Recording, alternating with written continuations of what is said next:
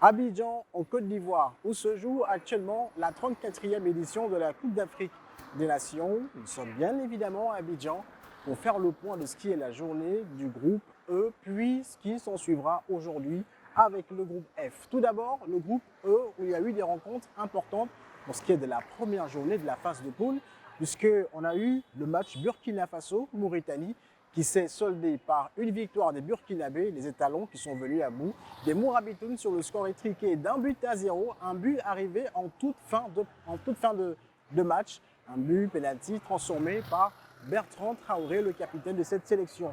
Puis en deuxième heure, nous avons eu la surprise de cette CAN, la victoire de la Namibie qui participait là à sa 4e édition et qui vient d'engranger sa première victoire en Coupe d'Afrique des Nations en battant les Aigles de Carthage sur un score étriqué également de 1-0, un but marqué par Daniel Otto en toute fin de partie.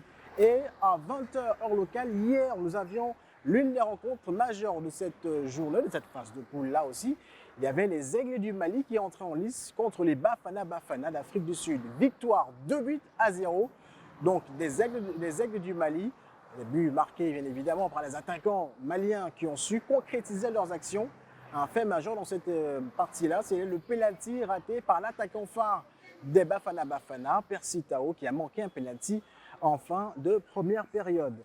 Voilà, donc c'est un tout petit peu ce qui s'est passé hier, donc sur l'ensemble ou dans les stades de Côte d'Ivoire pour ce qui est de la phase de poule en ce qui concerne la première journée.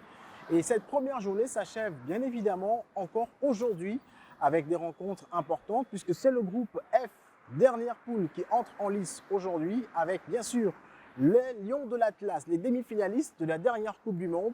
Donc le Maroc, entraîné par Walid Regragui, affronte à partir de 17h heure locale, 18h heure de Libreville, donc l'équipe de Tanzanie. Donc un match important aussi à regarder parce qu'on sait que les petits, depuis le début de la CAN, font tomber les grands. Est-ce que la Tanzanie fera trébucher cette équipe marocaine? Puis à partir de 20h heure locale, nous aurons également un autre match, donc la dernière rencontre de cette phase de poule pour ce qui est de la première journée de la CAN.